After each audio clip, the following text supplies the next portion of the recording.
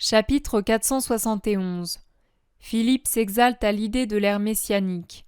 Après avoir repoussé l'invitation à se rendre à Giscala, Jésus illustre la notion de péché au lévite Joseph dit Barnabé.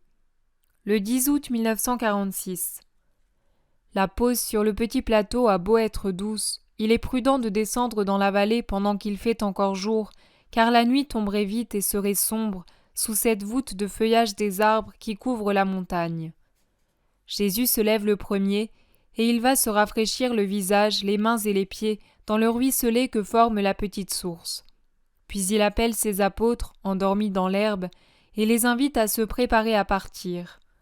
Et pendant qu'ils l'imitent et se lavent l'un après l'autre dans le frais ruisseau, et qu'ils remplissent les gourdes au filet d'eau qui sort du rocher, il va les attendre au bout du petit pré, près des 2 arbres centenaires qui le bordent à l'est. Il contemple l'horizon lointain. Philippe est le premier à le rejoindre, et regardant dans la même direction que son maître, il dit « Quelle belle vue! Tu l'admires ?» « Oui, mais je n'examinais pas seulement sa beauté. »« Quoi donc alors ? Tu pensais peut-être au moment où Israël sera grand, à ces lieux au-delà du Liban et de l'Oronte, qui nous ont affligés au cours des siècles et continuent à le faire, puisque c'est là que réside le cœur de la puissance qui nous opprime sous la férule du légat. Ce qu'ont annoncé plusieurs prophètes est en effet redoutable. J'écraserai l'Assyrien sur mes terres, je le piétinerai sur mes montagnes. C'est la main qui s'étend sur les nations. Qui pourra la retenir ? Damas cessera d'exister, et il n'en restera qu'un tas de décombres. Voilà ce qui arrivera à ceux qui nous ont saccagés. C'est Isaïe qui parle. Et Jérémie dit aussi « Je mettrai le feu aux remparts de Damas, et il dévorera les murs de Ben-Hadad. » Cela arrivera lorsque le roi d'Israël, le promis, prendra son sceptre, et que Dieu aura pardonné à son peuple en lui donnant le roi Messie. Ah, c'est Ézéchiel qui le dit. « Et vous, montagnes d'Israël, faites pousser vos branches, portez vos fruits pour mon peuple d'Israël, car il est prêt de revenir. » Je vous ramènerai mon peuple, et tu seras sa propriété et son héritage. Je ne te ferai plus entendre l'insulte des nations. Et les psaumes chantent avec Éthan l'indigène. J'ai trouvé David mon serviteur, et je l'ai oint de mon huile sainte. Ma main l'assistera. L'ennemi ne pourra rien contre lui. Par mon nom, il grandira en puissance. Il étendra sa main sur la mer, et sa droite sur les fleuves. Et moi j'en ferai l'aîné, le Très-Haut sur les rois de la terre. Salomon lui aussi chante, il durera autant que le soleil et la lune. Il dominera de la mer à la mer et du fleuve jusqu'aux extrémités de la terre. Tous les rois de la terre se prosterneront devant lui, tous les peuples seront ses sujets. Il parle de toi, le Messie, car en toi se trouvent tous les signes de l'esprit et de la chair, tous les signes donnés par les prophètes. Alléluia à toi, fils de David, roi Messie, roi saint. Alléluia ! Crient en chœur les autres qui se sont réunis à Jésus et à Philippe et ont entendu les paroles de ce dernier. Et l'Alléluia se répercute par l'écho de gorge en gorge, de colline en colline. Jésus les regarde d'un air très triste et il dit « Ne vous rappelez-vous donc pas ce que David et Isaïe disent du Christ ? Vous prenez le doux miel, le vin enivrant des prophètes. Mais vous ne réfléchissez pas que pour être le roi des rois, le Fils de l'homme devra boire le fiel et le vinaigre et se revêtir de la pourpre de son sang. Mais ce n'est pas votre faute si vous ne comprenez pas. Votre erreur de compréhension est due à l'amour. Je voudrais en vous un autre amour. Mais pour le moment, cela vous est impossible. Des siècles de péché s'opposent aux hommes pour écarter d'eux la lumière. Mais la lumière abattra les murailles et entrera en vous. Allons. » Ils reviennent sur le chemin muletier qu'ils avaient quitté pour monter au plateau éloigné et descendent rapidement vers la vallée. Les apôtres discutent à voix basse. Puis Philippe court en avant, rejoint le maître et demande « Je t'ai déplu, Seigneur. Je n'en avais pas l'intention. Tu m'en veux ? » « Non, Philippe, mais je souhaiterais que vous, au moins, vous compreniez. » « Tu regardais là-bas avec un tel désir. » c'est que je pensais à tous ces lieux où je ne suis encore jamais allé et où je n'irai pas, car mon temps s'enfuit. Comme le temps de l'homme est bref, et comme l'homme est lent à agir, comme l'âme ressent ses limites de la terre. Mais, Père, que ta volonté soit faite. Tu as pourtant parcouru toutes les régions des anciennes tribus, mon maître. Tu les as sanctifiées au moins une fois. On peut donc dire que tu as pris en main les 12 tribus. C'est vrai. Vous, ensuite, vous ferez ce que le temps ne m'a pas permis de réaliser. Toi qui arrêtes les fleuves et qui calmes les mers, ne pourrais-tu pas ralentir le temps? Je le pourrais, mais le Père dans le ciel, le Fils sur la terre, l'amour au ciel et sur la terre, brûlent d'accomplir le pardon. Jésus se plonge alors dans une profonde méditation que Philippe respecte en le laissant seul pour aller retrouver ses compagnons auxquels il rapporte le dialogue. La vallée est désormais toute proche et déjà on voit une route, une vraie grande route qui vient du sud et se dirige vers l'ouest, en faisant un virage juste au pied de la montagne pour en suivre la base et continuer ensuite en direction d'un beau village. Celui-ci s'étend dans la verdure, près d'un ruisseau dont le lit actuellement n'est guère occupé que par des pierres, avec de-ci de-là quelques roseaux qui ont résisté, surtout au milieu où un filet, un vrai filet d'eau, s'obstine à s'écouler vers la mer. Tous se réunissent avant de prendre la grande route, mais après quelques mètres à peine, 2 hommes viennent à leur rencontre en les saluant. Voilà 2 disciples des rabbis, et l'un d'eux est lévite. Que veulent-ils? Se demandent les apôtres qui ne sont pas du tout contents de la rencontre. Moi, je ne sais pas de quoi ils déduisent que ce sont des disciples et que l'un d'eux est lévite. Je ne comprends pas encore bien le langage des nœuds, des franges et des autres secrets de l'habillement israélite. Lorsque Jésus se trouve à 2 mètres environ des 2 hommes et qu'aucune équivoque n'est possible, car la route est désormais libre des voyageurs qui à pied ou à cheval se hâtent vers le village, il répond à leurs salutations réitérées et s'arrête pour les attendre. « Paix à toi, Rabbi !» dit maintenant le Lévite qui s'était borné d'abord à saluer profondément. « Paix à toi, et à toi aussi !» dit Jésus en s'adressant à l'autre. « Es-tu le Rabbi nommé Jésus ?» ?»« C'est moi. » Une femme est entrée avant Sexte dans la ville, et elle a raconté qu'elle avait parlé en route avec un rabbi plus grand que Gamaliel, parce qu'en plus d'être sage, il est bon. Cette nouvelle est venue à nos oreilles, et nos maîtres, suspendant leur départ pour Jérusalem, nous ont envoyé te trouver tous autant que nous étions. 2 sur chaque route qui descendent jusqu'à là vers les chemins de la plaine. En leur nom et par notre entremise, ils te disent « Viens dans la ville, car nous voulons t'interroger. » Et pour quelle raison? Pour que tu te prononces sur un scandale survenu à Giscala, dont les conséquences durent encore. N'avez-vous pas les grands docteurs d'Israël pour rendre un jugement? Pourquoi vous adresser à un rabbi inconnu? Si tu es celui que disent les rabbis, tu n'es pas inconnu. N'es-tu pas Jésus de Nazareth? Je le suis. Ta sagesse est connue des rabbis. Et moi, je connais leur hostilité à mon égard.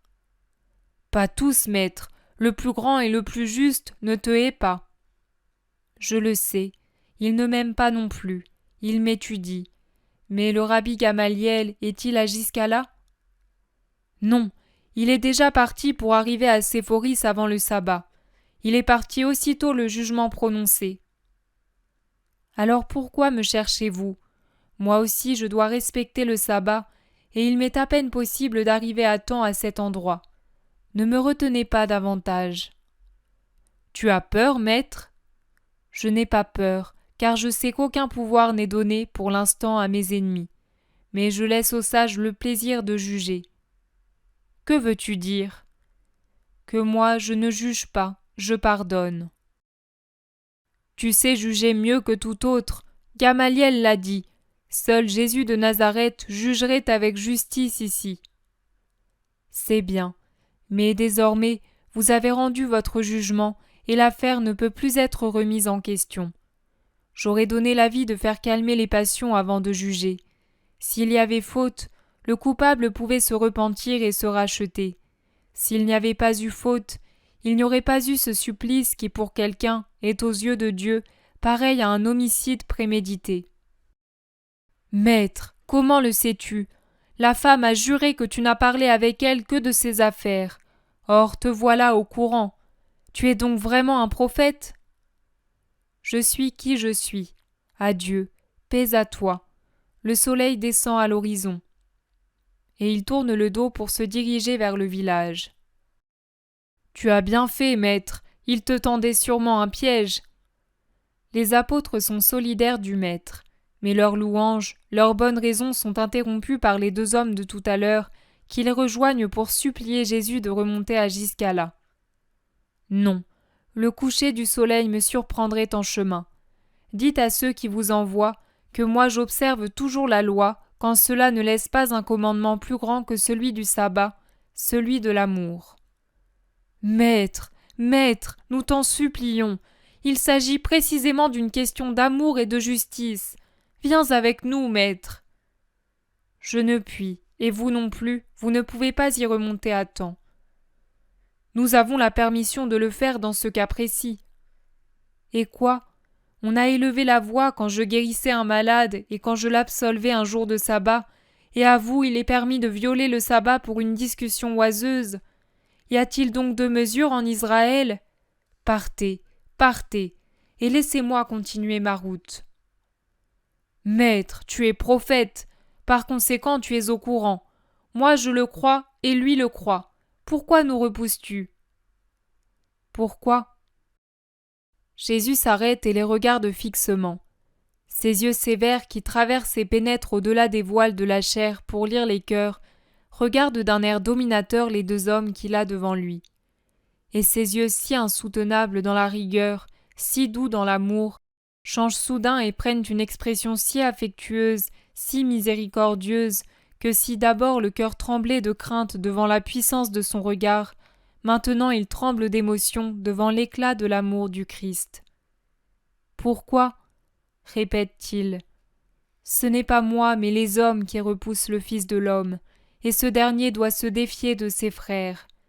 Mais à ceux qui n'ont pas de malice dans le cœur, je dis, venez, et à ceux qui me haïssent, aimez-moi.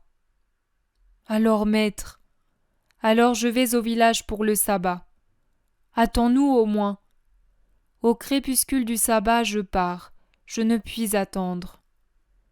Les deux hommes se regardent et restent en arrière pour se consulter, puis l'un d'eux, celui dont le visage est le plus ouvert, celui qui a presque toujours parlé, revient au pas de course. Maître, je reste avec toi jusqu'après le sabbat. Pierre, qui est à côté de Jésus, tire son vêtement pour l'obliger à se tourner de son côté et lui murmure. Non, un espion. Derrière, son cousin Jude lui souffle. Méfie-toi. Nathanaël, qui est allé à l'avant avec Simon et Philippe, se retourne et lui fait les gros yeux pour dire non. Même les deux plus confiants, André et Jean, font signe que non dans le dos de l'opportun. Mais Jésus ne tient pas compte de leur peur soupçonneuse et il répond brièvement. Reste. Les autres doivent se résigner. L'homme, content, se sent moins étranger et éprouve le besoin de dire son nom, qui il est, pourquoi il se trouve en Palestine alors qu'il est né dans la diaspora. Il précise qu'il a été consacré à Dieu dès sa naissance parce qu'il fut une consolation pour ses parents, qui, reconnaissant au Seigneur de ce don, le confièrent à des parents à Jérusalem pour qu'il apprenne au temple. Là, en servant la maison de Dieu, il a connu le rabbi Gamaliel et est devenu son disciple attentif et aimé. Ils m'ont appelé Joseph parce que, comme l'ancien Joseph, j'ai ôté à ma mère la douleur d'être stérile. Mais comme ma mère m'appelait toujours ma consolation pendant qu'elle me nourrissait, je suis devenu Barnabé pour tous.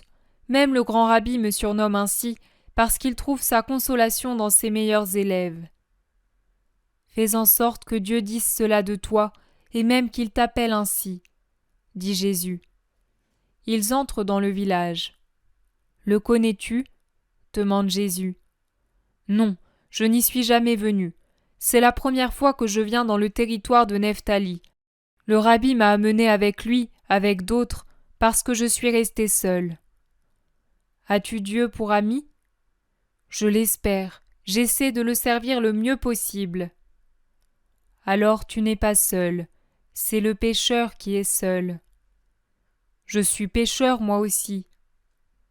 Toi qui es disciple d'un grand rabbi, tu connais certainement les conditions pour qu'un acte devienne péché. Tout est péché, Seigneur. L'homme pêche continuellement, car les préceptes sont plus nombreux que les moments d'une journée, et la réflexion ou les circonstances ne nous aident pas toujours à ne plus pécher. En vérité, même les circonstances, surtout elles, nous amènent souvent à pécher. Mais as-tu une idée claire du principal attribut de Dieu? La justice? Non. La puissance? Non. La sévérité? Moins que tout. Et pourtant, elle s'est manifestée sur le Sinaï et plus tard encore. Le peuple a vu le Très-Haut au milieu des éclairs. Il ceignait d'une auréole terrible le visage du Père et Créateur. En vérité, vous ne connaissez pas le vrai visage de Dieu. Si vous le connaissiez, et si vous en connaissiez l'esprit, vous sauriez que le principal attribut de Dieu, c'est l'amour, et l'amour miséricordieux. Je sais que le Très-Haut nous a aimés, nous sommes le peuple élu, mais il est terrible de le servir. Si tu sais que Dieu est amour, comment peux-tu dire qu'il est redoutable? C'est qu'en péchant nous perdons son amour. Je t'ai demandé tout à l'heure si tu connaissais les conditions par lesquelles un acte devient péché. Quand ce n'est pas un acte des 613 préceptes, des traditions, des décisions, des coutumes, des bénédictions et des prières, en plus des 10 commandements de la loi, ou bien quand ce n'est pas comme les scribes enseignent ces choses, alors c'est un péché. Même si l'homme ne le commet pas en toute connaissance de cause et avec un parfait consentement de la volonté, même dans ce cas, aussi, qui peut dire « Moi je ne pêche pas » ? Qui peut espérer obtenir à sa mort la paix en Abraham? Les hommes ont-ils une âme parfaite? Non, car Adam a péché et nous avons cette faute en nous. Elle nous rend faibles.